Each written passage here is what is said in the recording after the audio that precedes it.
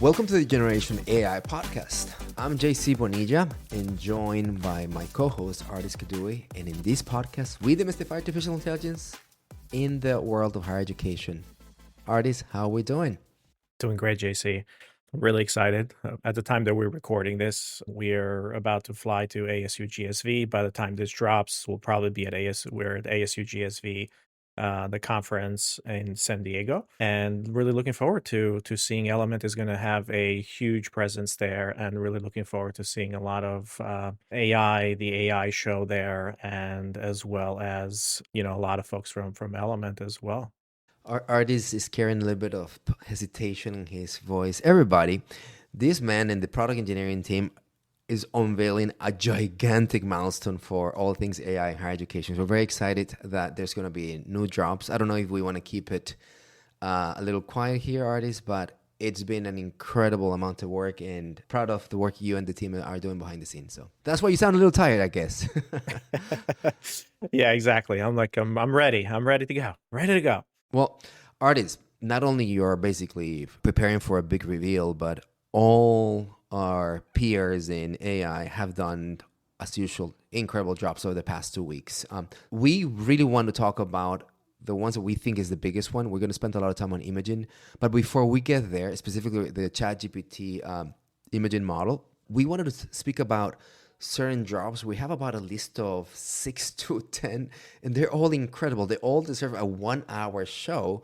So in 10 minutes, let's try to pack as many updates that we're excited about so that we can lead our conversation on all things imaging. So from the drops that we have here, Ardis, which one are you the most excited about? So this episode is really exciting because we're kind of doing a catch up in terms of the news, and we're going to try to extrapolate a little bit of what's happening or what are some of the most exciting things that are happening in the AI. But we'll focus the bulk of the episode. We're going to focus on ChatGPT image generation model that they dropped. I think it's been about 7 days or so right now that has dropped, and it's kind of taken the internet by storm. It is one of the most, I would say, ChatGPT moments or GPT-3 moments when ChatGPT got announced to the world. It feels that way as well with this new model, with this new image generation that folks are doing a lot of things. So we'll leave that for the main episode or the main part of the episode, the bulk of the episode, what that means and what it is. But we also wanted to kind of spend about a few minutes to talk about the different advances that have happened over the past couple of weeks that we haven't been able to kind of talk about. One of the big ones, it's for me at least, is, well, there's a lot of them, but we're gonna go in order here. If we're gonna talk about model drops at the same time that image generation dropped, Gemini 2.5 from Google also dropped, and it is Google's Gemini 2.5 Pro Advanced. It is one of the most, I would say, the most advanced model right now. It is a reasoning and thinking model. It's actually broken all of the records in terms of the chatbot arena, like how great it is, what the reasoning capabilities are. 1 million tokens as the context window, so really, really large. It's really, really, really good at coding, so amazing at coding. And this is perhaps one of the kind of crown achievements of Google so far in terms of the models that he has put out there. So that's really exciting. And folks that are trying it as part of coding, as part of kind of building applications, as part of their reasoning, they are receiving amazing results as part of this model so far. So that's what's exciting. But obviously it was overshadowed by Exactly. By what we're going to be talking about. exactly. Artists, for me, outside the model drops, kind of model frontier, and I agree that Google's crown jewel probably right now is Gemini 2.5. But I thought that Anthropic did something really interesting with their drop of model context protocol, MCP. Someone who comes from engineering, interoperability, and kind of this standardization of requirements, it's big. So for me, this is the moment VHS, Betamax, I don't know, whatever, CD ROMs, like all that type of different ways in which you consume media, and all of a sudden, like, Blu-ray or something like that comes, it's like, I'm going to start producing that way. That's that parallel, right? MCP it would allow an AI model or developer to basically do a bit of plug them into real-time data, APIs, external tools in a more systematic way. One of the things that I find MCP to be excited about is that it could provide simplified integration framework for us vendors, for producers and innovators in AI that allows our AI to be, interoperable as a workflow engine. So I was excited about that, and it was probably one of the fun things that Anthropic did in the past 2 weeks as well. Yeah, this is so. I mean, if you're not technical, like this is gets a little bit more technical. But if I think about this is a new standard. So Anthropic published this standard called the Model Context Protocol, or short for MCP. And essentially, think about it as the USB for AI models or for AI agents, right? So USB is a standard, and then every laptop maker has a USB connector that you can plug anything into. So you have a drive and you can plug anything into. So USB is a connector for communication, is a standard, and then you implement that standard. So what's happening is that the standard is now being adopted not just by Anthropic or not just by Claude, but also OpenAI came out and said ChatGPT now is going to support the MCP standard, and a lot of other agent platforms are working to support that standard as well. And just like you said, JC, what that means is that MCP provides a standard, but a data source or an application, for example, take Zapier. They implement rather than you calling their APIs, they implement a MCP endpoint or a server, and then now your AI agent or chatbot can connect to that endpoint in a natural language to pull information and to ask it for different things.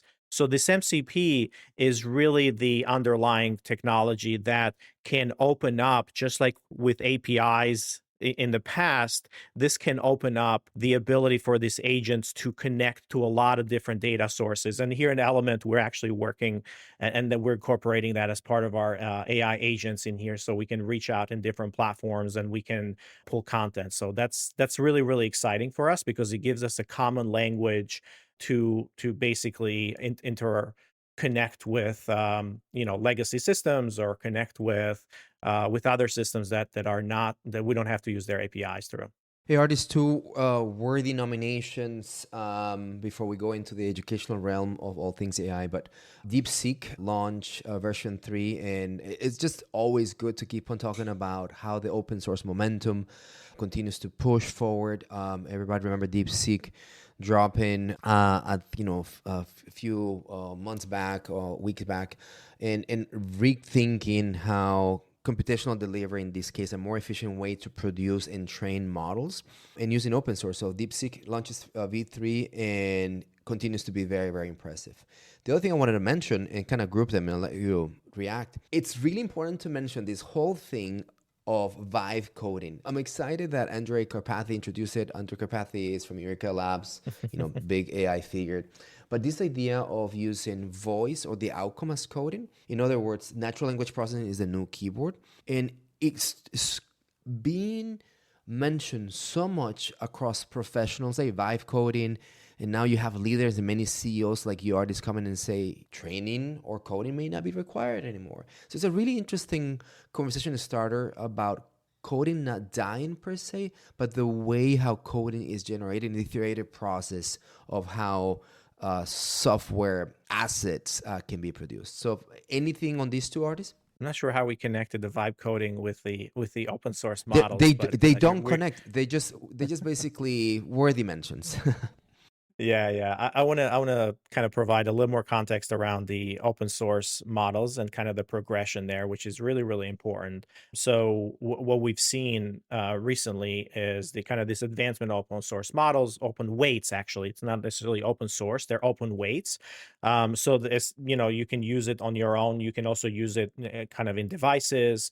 Google has made a big push with it. They introduced Gemma 3, which is their small models. Actually, OpenAI now has come to the table and realized and said, hey, we also want to provide open source and get back to our roots, to the open opportunity. They haven't launched any open weights models until GPT-2 or 2.5, I believe. So Sam just announced that this week that they're going to release, and it could be as early as next week, or it can be maybe a couple of weeks from now, but a model from OpenAI that is open weights as well, that it can be used externally. And what that means is that now organizations can kind of use those models and can embed them as part of their products roadmaps. The other one is we talked about very briefly on Llama. Llama 4 is expected to come out now in the next couple of weeks, definitely in April. And Llama 4 kind of pushes the frontier even more on the open weights with multimodal, very large context windows from what we know.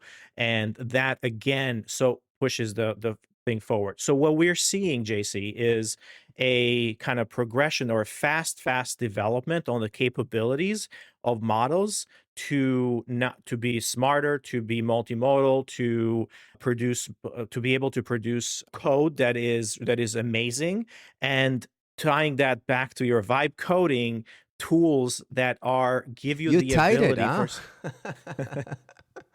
So if you have these models that are really, really good at coding and understanding and reasoning, and the cost of them goes down, now you have tools like Lovable or Bolt AI.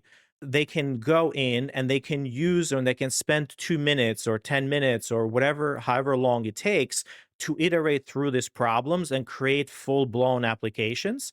And that's where kind of the vibe coding becomes really possible, because the models are getting cheaper. The smarts are getting really high.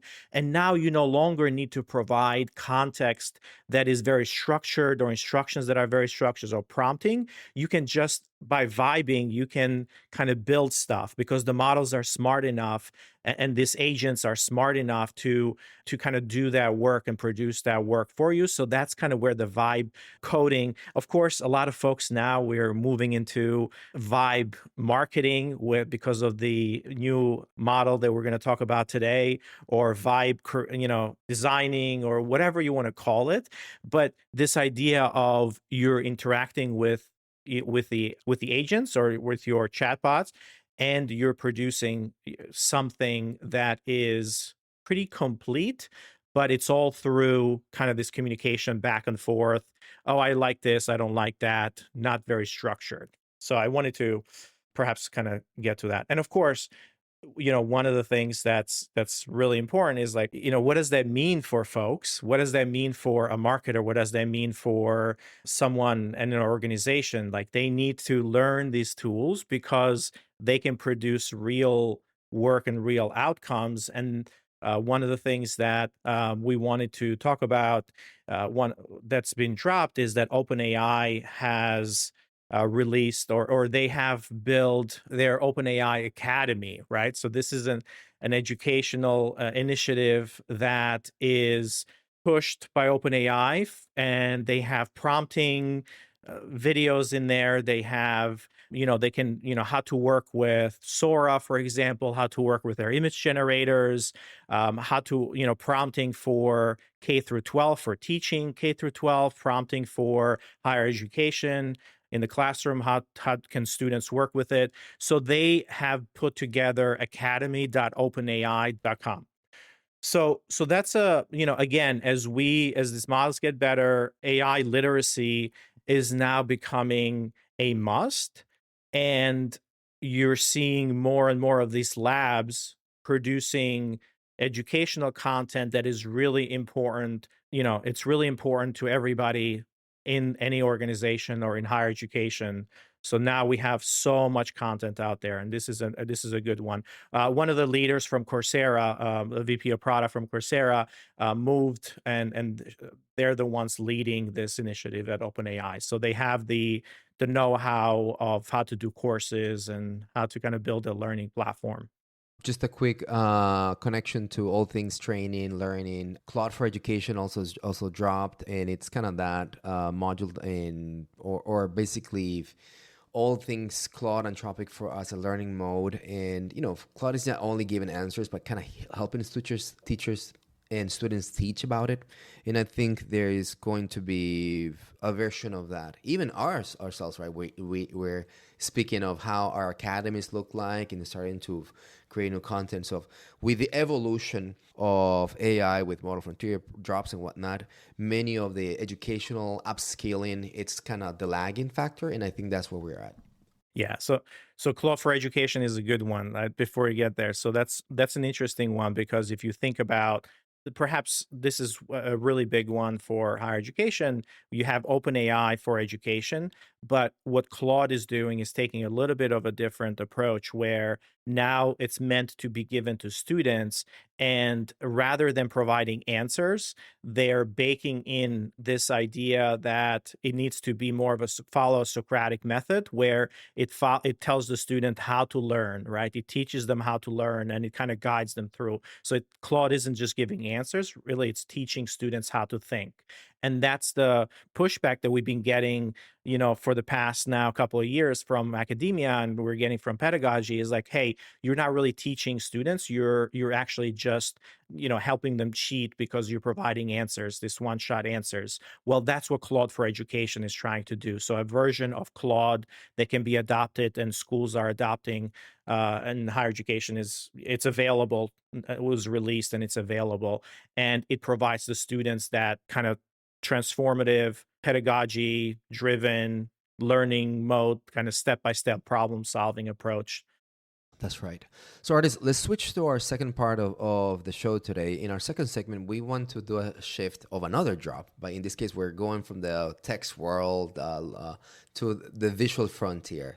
And as you mentioned, this drop from ChatGPT or OpenAI and image generation package on GPT-4o suck the energy out of so many of the things that we just discussed, specifically Google's best performing frontier model. And all of us are talking about what does it mean right now to have this capability and the significant leap in AI capabilities when all things graphics, imaging. And the way we'd like to have this conversation, right? Let's just talk about what does this look like technically. Let's give a technical overview, but then push us to the real world applications and how it starts shifting practices that since we started this show, I'd say almost, 2 years ago? No, a year ago, a year and a half ago. A year ago, this, yeah. This is episode 71, right? So we've been talking about how this is going to be changing the creative industries and all those type of things. Today, I see it for the first time. I kind of saw it how it could happen, but now for me, this is that moment. So can we talk about what does it mean, and let's kind of give a technical overview here. Ardis, this is kind of more your domain. Go for it. Yeah, of course. This is really exciting. So what we saw a few months ago was, or with the introduction of GPT-4o, O stands for Omni, and it's essentially multimodal. So we saw the ability for the model to understand input that was both text, video, audio, and also images, and actually reason through it and understand it. But it wasn't able to produce that. So it produced audio in some cases. It produced text, but images it still used The DALL-E the framework. alt. DALL-E, exactly. Yeah. So it called a different model to produce the image. It wrote a prompt. However, what this means is now image generation is native to GPT-4o. So it's actually producing images the same way that it's producing text. So it's producing different modalities. It's the same concept, and it can represent that concept in an image. It can represent it in text. It can represent it in audio. So it's kind of one big space, and just the artifact is images. What's really cool about this, JC, is that it essentially, if you think about text, it produces one word after another after another. The same mechanism is happening here. It's like this idea of an autoregressive model architecture, which really predicts the next component or the next. And when you see how this produces it, it produces like different pixel. It produces it. It goes like line by line or like pixel by pixel, so to speak, just like it's predicting the next word and the next word and the next word.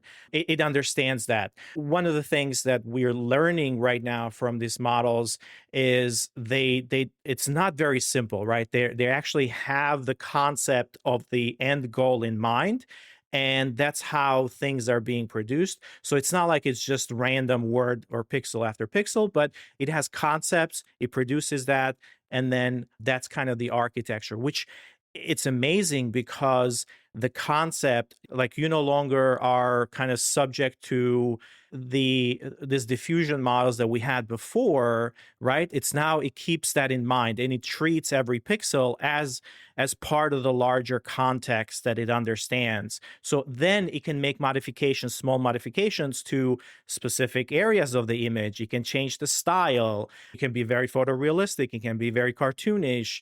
So that's kind of the ability for this new thing, new ability. So it's not just generating it at one shot. Personalizing student engagements is only possible when enrollment management and marketing communications are aligned. At ABAC, Ryan Hogan's team used Element 451 to improve student outcomes. So not only do we design emails and things, but we can also have landing pages that can give information to our students. And so it really brings the team together. So our enrollment staff is helping identify what the issue is, and then the marketing communication staff can collaborate with them in Element to provide the solution for the problem we're trying to solve. Aligned teams create better experiences for students. Visit element451.com to learn how an AI-first student engagement platform fuels a smarter, more connected campus experience. And to give everybody a bit of a picture of what this looks like outside the technical domain, if you did image generation before, you probably experienced the following. You send the prompt. What's happening behind the scenes, probably in OpenAI, it was sending it to another, it was using a service to go to DALL-E, and comes back. And every time you prompted, you got a different image. So it was very difficult and in a way frustrating because there was no replicability, and it felt like I cannot build from it. So now with these new models, it's more of a sketch. So what does that mean?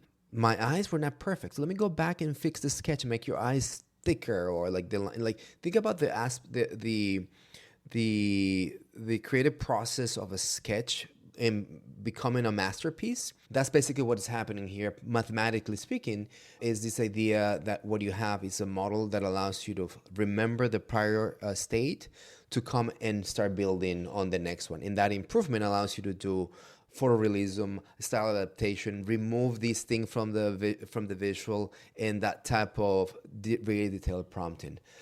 Yeah, JC, if you the way that I've thought about this is, and then maybe the audience can kind of connect with it as well. Like, we're pretty used to text and having the Exactly. model produce a piece of text, and then we can kind of continue the conversation and say, okay, can you just add this now to this text? Can you make it friendlier? Can you make it this?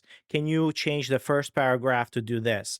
Well, it's the same exact thing for images as well, because the images, remember, it's just a representation of like pixels and kind of this digital representation underneath that the model really understands the connection between all of those things together and the concept. So it keeps everything. And so if you're thinking, it's like, well, what can I do? It's the same exact thing. Anything that you can do with the text in order to modify and to prompt it to change the first paragraph, change the last paragraph, change the style.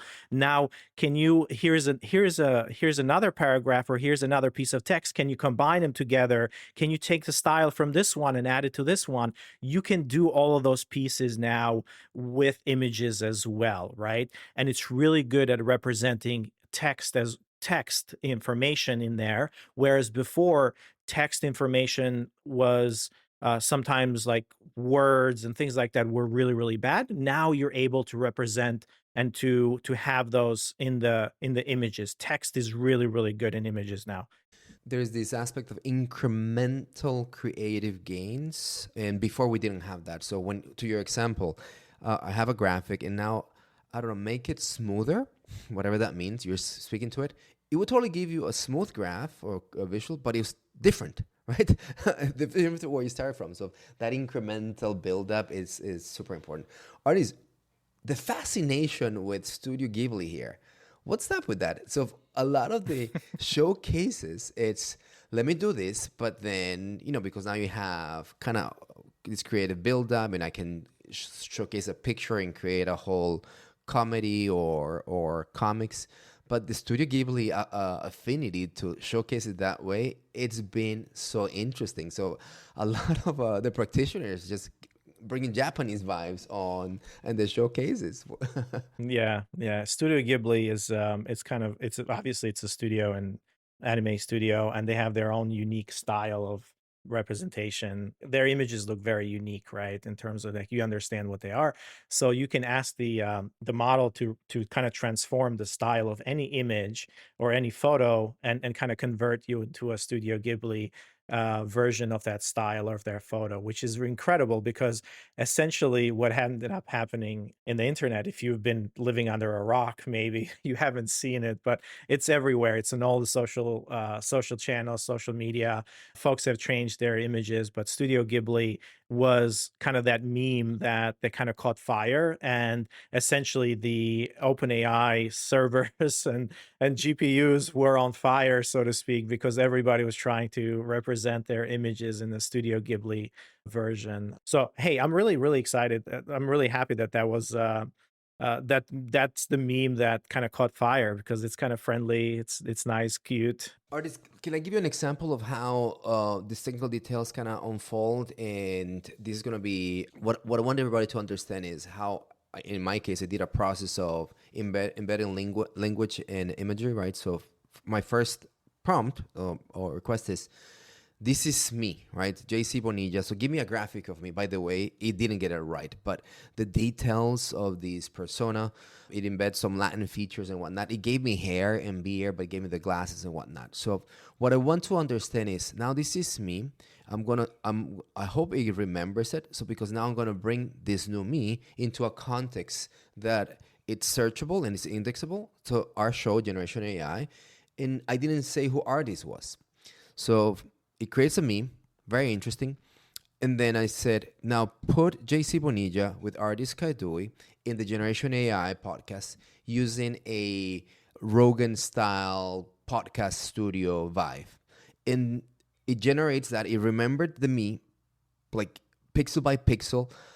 And then it puts you, Ardis, as the bald man. I don't know why. So we have a bald man and someone with beard. So if anything, my attributes in this visual belong more to you and the lack of her.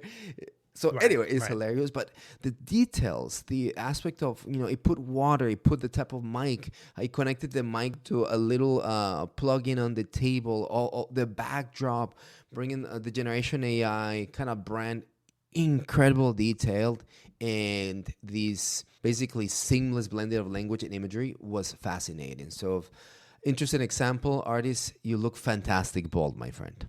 I appreciate it. JC. Well, I don't think my head is that round, so I don't know. I'm gonna look weird bald, so maybe. Well, I don't think in your genes. I've seen your family. I don't think you have that. You have to worry about that. It's not in your genes, brother. Hey, I do have a couple of examples. Let's take a look at them. I think this is an interesting one. So, and I think these were examples that the folks at OpenAI kind of posted in terms of the representation. So you can turn any image into an anime image. We talked about Studio Ghibli as a style, right, which is a special style of anime, but you can turn it into any picture into an anime, and it looks really, really good, by the way. I first used it and tried with Muppets, and I took a picture of, we were actually on a cruise, and Scarlett was sitting on one of the windows, and there's reflections on the glass. So I took a picture of her, and I told him to kind of transform it into an anime, into a Muppet, and it did that. It was actually really, really cool, and it left everything else the same though, like the real people and everything. It's just transformed that one person. So you can do the anime now, styles or Muppet styles. Here's another one. This is Restoration. this is somebody doing a drawing, and they just did a pencil drawing, and they said, hey, just turn this into filled in anime style, and it essentially filled in all the colors, and it kind of filled in all the details of that painting in here. Here's another one, JC. it's like Bengaluru people and objects. So it made kind of this images that are pretty cool, It's kind a of souvenir. It's collectible like a souvenir images. box. Oh, wait. That's very interesting. Yeah, It's a yeah, souvenir yeah, box, and yeah. what you see on the first one is inside is an, I guess, icon from Bangalore, but then Yeah, yeah, that's a style. That's a style. Bengaluru. it moves to other representations. The Kia, yeah, amazing. Yeah, exactly, exactly. And then here's another one where it actually, if something is out of focus, it sharpened the photo and made it, Crisp. Yeah. really, really crisp. Yeah, so the photo is actually blurry and out of focus completely, and it kind of changed that. Here's another one. This is actually one of my favorites.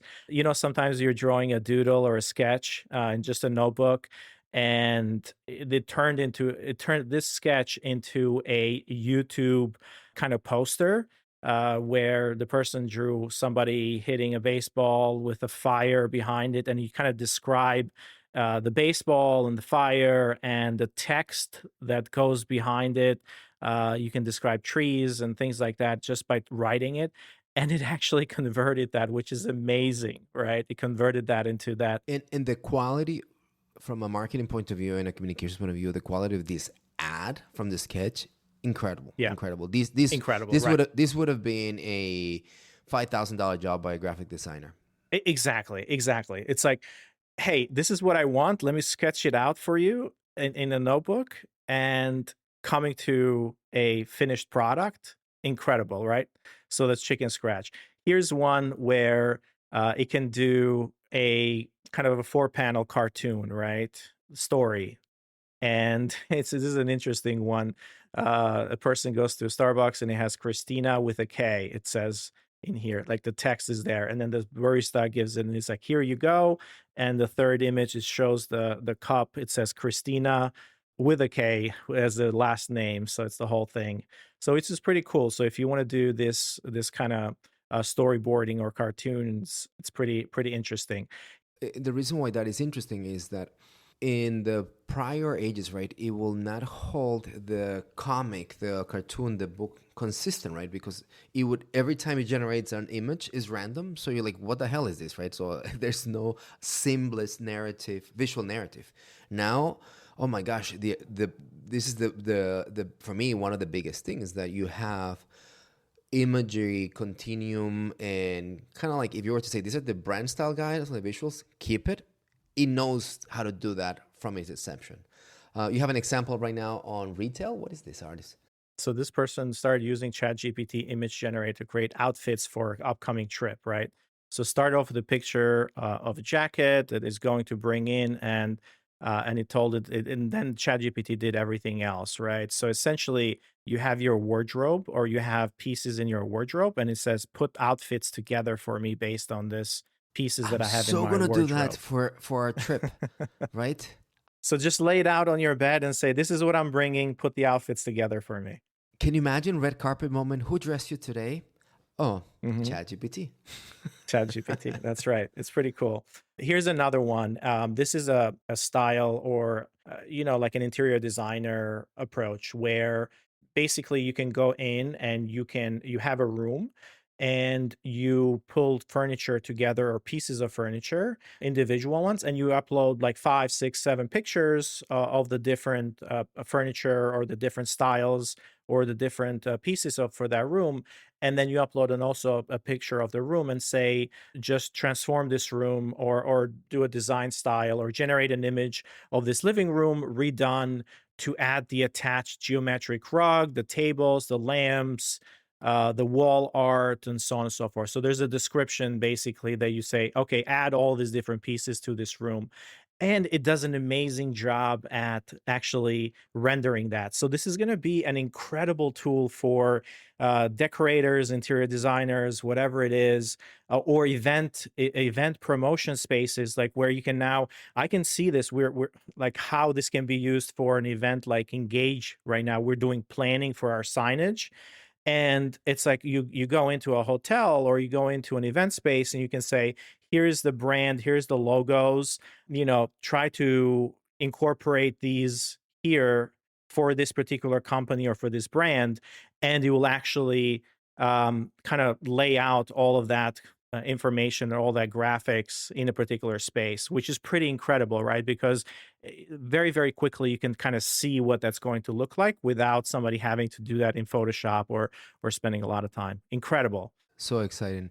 The last one here is like just asking if you have a whole bunch of images, or if it kind of ask ChatGPT to turn kind of a trip pictures into kind of a sketchbook journal, and if you do that, then that's the last example here, that it does a really, really good job of kind of transforming that into a journal as well. Awesome. We should try to link these visuals on our show notes so you all can benefit, because they're super exciting. So, Ardis, no doubt that understanding the technology is just the beginning, and that's kind of how we've been talking about here. But these capabilities, and with the demo that you just did, or the visuals that you just showed, right, we're starting to see how they apply to different fields. Very clearly, there's a play here for education, right? Think about the way for teachers, instructors to start customizing visual aids and bring this variability of hyper personalization that AI already brought, but now I can apply Marketing, personalization in higher education, exactly. But or think about the complex aspect of how do I explain to a 4-year-old quantum computing, right? And then like this require dynamic illustrations and different learning styles. It could be very uplifting. Or I've been struggling with my kids in mathematical pedagogy today because they use math with blocks. I find that very interesting. So there's this understanding that Singaporean math and graphical way of learning. So all this is now available. You just show us the whole marketing advertisement potential here. We know that marketers can prototype, and from prototype to actual campaign, it's millions of dollars. From prototype to actual ad, weeks, right? Yeah. You just show us an example where that content goes into production mode, hitting demographics, trends, responsiveness, all the good pillars of marketing in seconds. That's just basically incredible.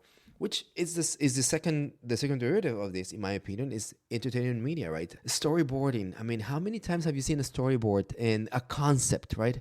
And then it's crude, it's exciting, but then it leaves the user with how it would be personalized. All of a sudden, that creative experimentation can be used, but it goes into the final product immediately, right? You're talking about agency storyboarding, or even kind of media production storyboarding, even kind of a sequence of an event or things like that. Like that's Yeah. incredible. So you can do storyboarding. And Yep. as you mentioned, right? So if I would like to put, I don't know, this signage on an elevator. We had this conversation this week at work. So how does it look like, and how does it work with the 50 other design components, and how is it? How is it compliant with our guests with disabilities, right? How would I see it through the lens? I have a little bit of color blindness. How would I see it through my lens? Just think about the creative experimentation and how this goes. The part that I did not see until you showed me that one is the idea of product design. I mean, just my neighbor upstairs, she's a clothing expert, and always when I go pick up my daughter from their play dates, it's so interesting to see her desk artist. No longer that creative mess of the bulletin board with the sketches and the little fabric. Like, this is an incredible generation automation or acceleration of prototyping and product design. I'm so excited about that. So, Ardis, what about you? How do you see this? How do you see this impacting and where kind of the work, and where do you see this going? Yeah. Well, here maybe we can do like I can provide a bunch of examples of how this can be applied, and we can go from there. And of course, you can expand on all of these. So number one, like think about it, filters becoming filters become experiences. So like this is things like the transformation of styles from one style to another, filters on images, filters on different things like photos, and so on and so forth. And this is something that's really, really exciting. The second one, it's like memes become really easy and better too. you really can make memes out of anything right now, and they can carry a story. So it's a way of communicating information, and memes become really, really interesting. Books and visual storytelling, I don't know, man. Like illustration is really hard for books, kids' books, anything like that. Even slides and presentations. So I'm going to group those two together. It's like books and visual storytelling coming down with children's books, storyboarding, creative kind of iteration. You can kind of see how they can be put together really, really easy. And then when you go down to slides and the presentations, because the model is really good at understanding those concepts, it can produce better placeholder images, or conceptualize images a lot better for slides and presentations. I'm actually producing a lot of that right now, so that's near dear to my heart. You mentioned placeholder, like you mentioned, like your product designers, like placeholder images for web and apps as well. This one is really interesting because in higher education, we use a lot of kind of stock photography as well. Well, guess what? You don't have to use that stock photography, or you can use that stock photography, but you can give it the logo and the colors of your school, and you can say, incorporate the logo and the colors in this image, my school image, and it seems like it's your students in there in that stock photography. So it completely changes how you can adopt and personalize stock photography now to become, unique to your own institution. Movies or remix mediums, it's like this is an area where, again, kind of taking scenes from different famous movies. I've seen this happen over and over again. It's become really, really interesting, where those scenes can be transformed now into different styles, right? You can take a movie like Space Odyssey and then transform it into a Muppet, into a Muppet kind of frame or things like that. Ads now become really possible at scale. I So you can can talk about that personalize forever, yeah. ads at scales. Huge. This is huge, man. This is like incredible. Synthetic So, audiences against synthetic ads. I haven't even, and then right. the 3,000 variations of an ad. It's just an incredible possibility here. Exactly. Because the text can also be in there. Yeah, that can be a whole show. What we're gonna do, JC, is maybe in a different show we can do, or we do a LinkedIn Live where we actually showcase this, like the styles and how we do the essentially like the brand style guide, and how do you transform that into ads, and how they can all work together. We talked about social networking, content creation. Like that's now you don't have to. Not everybody has to use the same stock stuff over and over in here. Again, the biggest part here is now the creative mind, the creatives can finish work. So AI becomes really a creative. It helps the creatives, right? So if you're a creative now, you can do a lot more. You can produce work a lot faster. And really, GPT-4 image generation really doesn't just make these pictures better. It really changes how we can now tell those stories through visuals. I can put market ideas together, build apps, remix culture, and it's really just getting started, man. I mean, I don't know how you feel about it, but this is incredible. And Ardis, maybe that's the way I would link it to education and where this is going. And I like to put it this way: this idea of at a scale and whatnot comes to learning at scale. As an academic or someone who has been educating people, I know the concepts, but sometimes I lack the creative companion in my brain that allows me to land these for someone who is a non-native speaker or comes from this, or they have disabilities, or I just need basically the punchline to drive inference and statistical terms and whatnot. So educators, researchers, now we have the potential to bring this type of style and unlock learning that it's contextual to the audience, and styles and segmentation, and it's just very, very, very interesting. So I'm excited to see how this removes the creative bottleneck on education, because I can prompt with knowledge and get modern, very, very modern, creative variation on learning. So and I think that's what learning at scale could start to look like. Fast, cheap, and of course at scale. I couldn't agree more.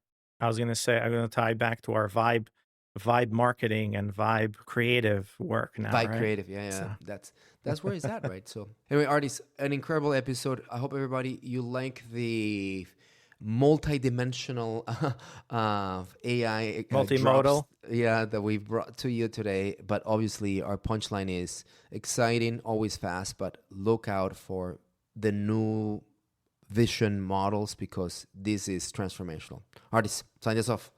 All right, everybody. Thanks, JC. Until next time.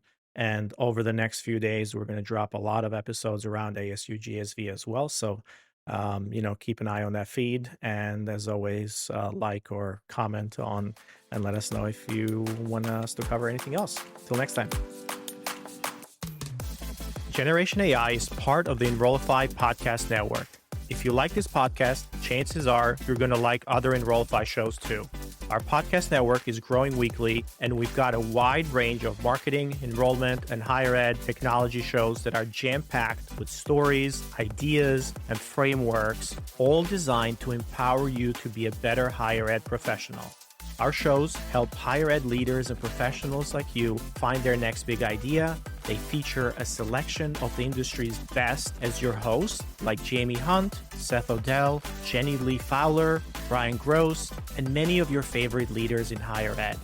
Enrollify is made possible by Element 451, the next generation AI student engagement platform that's helping institutions all over the country create meaningful, personalized, and engaging connections with their prospects and students. Learn more at element451.com.